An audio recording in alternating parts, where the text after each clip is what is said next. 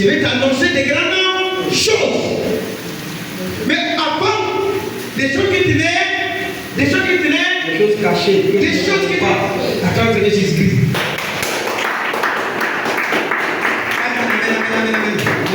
Des choses cachées que tu ne connais pas. Mais rien à dire. Il dit de l'évoquer. Avant que le Seigneur te révèle ces choses cachées que tu ne connais pas, il faut que tu les évoques d'abord. Il y a des gens qui ne prient pas. Si vous ne priez pas, le Seigneur ne vous révèle pas. C'est dans la prière que le Seigneur révèle. C'est dans la prière, une prière concentrée, une prière inspirée. C'est dans une prière concentrée, inspirée, que le Seigneur nous révèle les choses cachées. J'allais dire, les bonnes choses cachées. Les bonnes choses cachées. Il faut dire les bonnes choses cachées. Il faut dire les bonnes choses cachées. Frère, tu as des bonnes choses dans ta vie qui sont cachées. Tu as des bonnes choses dans ta vie qui sont cachées. La vie qui te regarde actuellement, ce n'est pas ça que le Seigneur t'a donné. C'est le vie que nous avons aujourd'hui, ce n'est pas ça que le Seigneur t'a donné. Il y a plus mieux que ça que nous ne connaissons pas.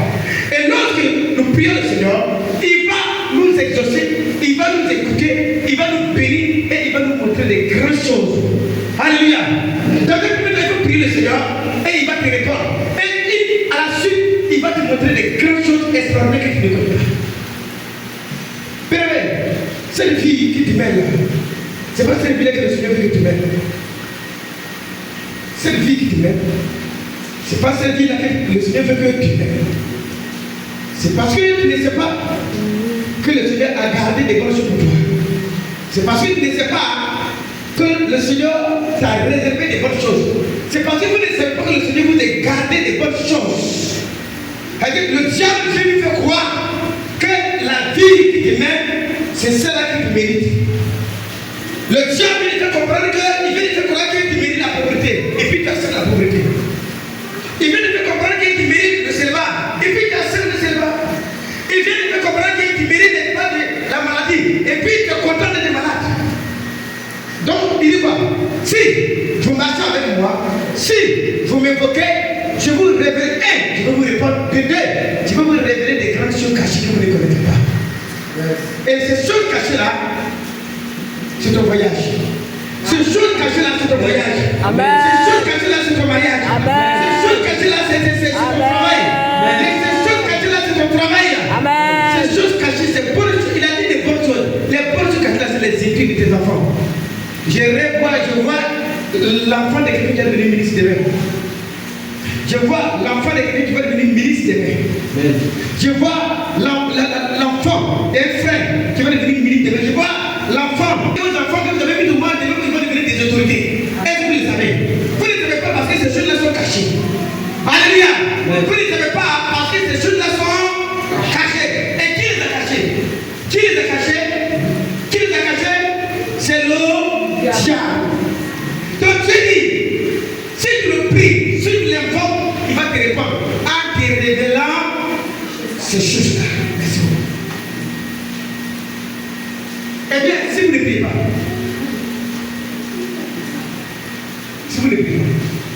donc c'est pour ce matin, le Seigneur va vous dire qu'il est temps qu'il te révèle des grandes choses que le diable a cachées. Il est temps qu'il nous révèle toutes les bonnes choses grandes que le Seigneur, le diable nous a volées. Il nous a caché ces grandes choses. Et il nous fait croire que c'est fini comme ça. Il te fait croire que c'est parce que tu n'es pas loin à l'école que tu ne pries pas. Il te fait croire que c'est parce que tu es ceci, que cela, que tu n'es pas marié. Il te fait croire que c'est parce que tu commences comme ça. Voilà. Il te fait. Et puis si tu es grave pour ces personnes qui croient ça. Ils croient ça. C'est vrai. C'est vrai. C'est parce que je suis. Quand tu deviens quoi? Tu deviens malheureux. Tu deviens esclave de Satan. Tu deviens esclave de ta propre pensée. Tu deviens esclave de ta propre pensée. Et le diable fait ça. Tu te morfles, tu maigris. Tu ne peux même pas bien manger. Parce que ta conscience te dit que non, tu ne vaux rien. Tu es un mot qui rien. Et puis tu acceptes d'être un mot qui rien. Amen. Tu acceptes, tu cautionnes. démarche avec ça, on dit, ah, maman m'a dit que, ou bien mon oncle, quelque part, il m'a dit que moi, je n'ai pas de quelqu'un. Et puis tu crois ça. Au nom de Jésus, je déclare que toutes les paroles négatives qui ont été prononcées sur ta vie soient annulées par la puissance de Dieu. Amen. Si quelqu'un avait dégradé, si une femme avait dégradé une parole de malédiction sur ta vie, je l'ai annulée par la puissance du sang de Jésus. Amen. Parce qu'on n'a pas dit pour être misérable. On n'a pas dit pour être moins que rien. Moi, quand je marche avec quand moi je marche avec les grands hommes de Dieu, je suis devenu plus grand de Jésus. Parce que ce qui est à moi est plus grand que ce qui est à eux. Parce que moi j'adore le vrai Dieu en vérité. J'adore le vrai Dieu en esprit et en vérité. J'adore le vrai Dieu en esprit et en vérité. Je ne marche pas à gauche, je ne marche pas à droite. Je vais là où je trouve la vie. Amen. Même si c'est dur. Même si c'est dur. Vous dites même si c'est dur. Même si c'est dur. Ça voudrait être difficile. Pas facile. J'ai eu la gloire. On m'a proposé la gloire. On m'a proposé la voiture. Parce que si tu viens dans mon église, et moi je t'achète une voiture. Mais j'ai compris que ce n'était pas parce que je sais parler que ces personnes-là veulent que je viens rester dans l'église pour être les pasteurs. J'ai compris que c'est pas parce que j'ai le don de la délivrance que ces personnes-là veulent que je vienne rester auprès d'eux. Mais c'est parce que j'ai compris que c'est mon étoile que ces personnes ont vu. Ils viennent enlever cette étoile. Et quand c'est comme ça, si tu es vieux, si tu convoites, si tu aimes l'argent, si tu aimes les matériels, on va te confisquer, on va te. C'est fini pour toi. On va t'acheter. Tu vas aller dans une église où on te donne les miettes et puis ton don là. Le don de la guérison que tu as mis à toi, ils ont confisqué ça. Le don de la délivrance que tu as mis à toi, ils ont confisqué ça. Et tu es assis comme ça, tu es assis, tu deviens fat. Il faut dire que tu deviens fat. Tu deviens fat, parce que tu es fat. Parce que tu as accepté d'être ce que l'homme veut que tu deviennes. Et non parce que Dieu veut que tu deviennes. Et quand c'est comme ça, tu fais quoi? Tu es dévié. Tu es dévié. Tu es dévié. Frère, il dit la vérité. C'est l'église dans laquelle on a consacré que voici les diplômes. Quand vous regardez, diplôme, à l'état théologie. Dans cette église où on m'a consacré, quand tu rentres dans l'église, c'est comme si tu es au paradis. C'est comme si tu es en France. L'église, on appelle ça la maison blanche. Quand vous allez à Anglais, demandez l'église maison blanche. Tellement c'est gaillard. Quand vous devez entrer, c'est frayant. Mais, quand le Seigneur m'a dit, mon serviteur,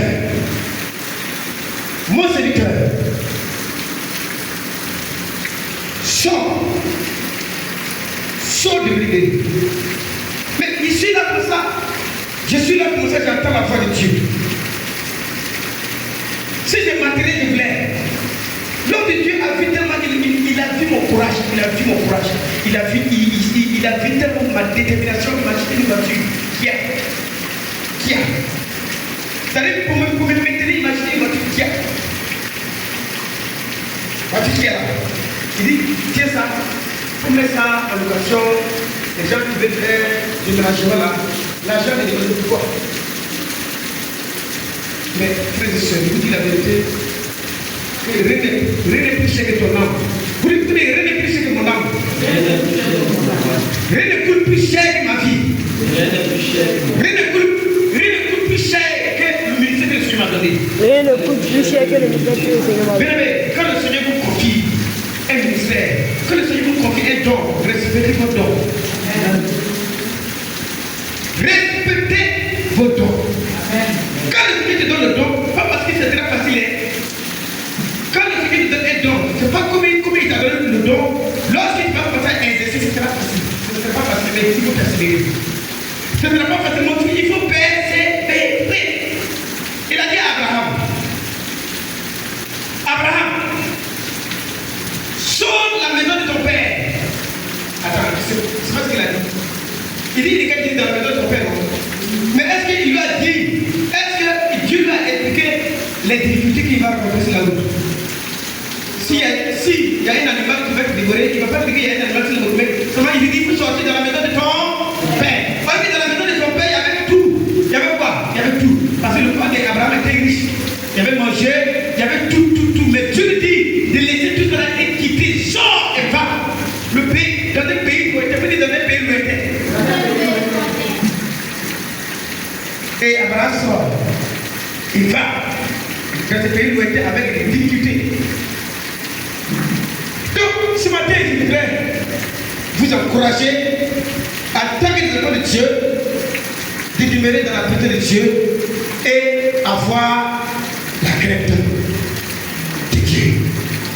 Amen, amen. Avoir la crainte de Dieu. Bien aimé, la crainte de Dieu appartient aux vrais enfants de Dieu. La crainte de Dieu appartient aux vrais enfants de Dieu.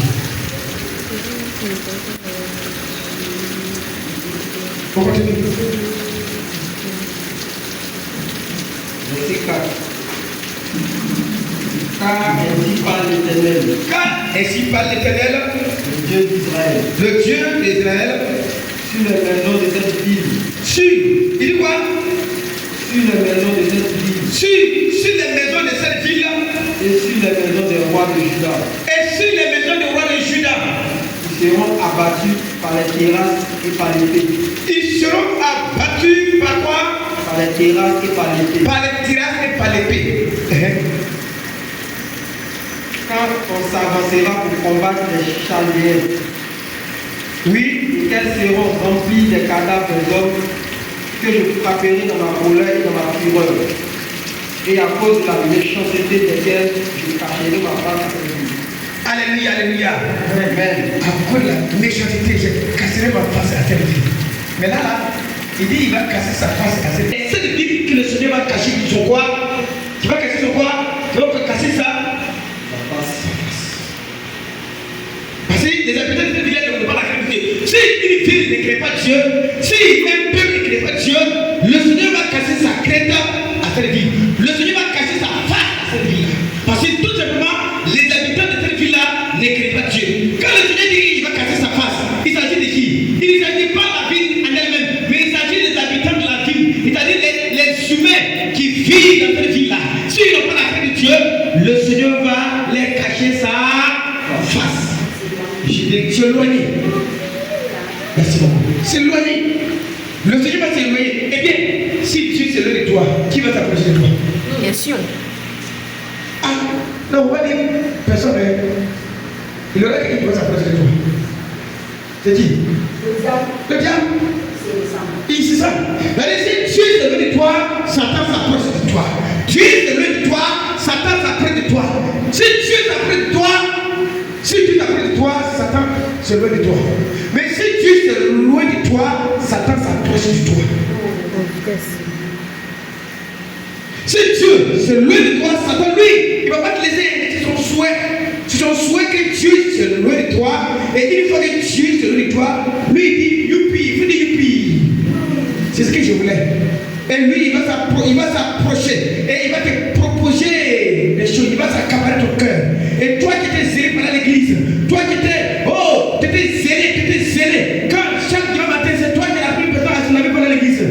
Voilà que Satan s'approche de toi. À partir de 6h ou à 7 matin, c'est là que ton sommeil devient encore plus doux.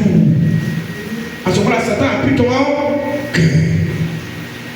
Ton sommeil devient plus doux à partir de 5h30. Satan t'a pris. Satan t'a pris haut. Et c'est là que tu vas tirer les draps. Va te laver la petite, elle va mettre ça peut-être sur elle, tu vas vous la mettre ça sur cap. Et à ce moment-là, Satan t'a déjà pris. Et Satan va mettre plusieurs raisons pourquoi tu ne vas pas passer à l'église. Il faut dire plusieurs raisons. Il va te dire d'abord tu es fatigué, tu ne sais pas.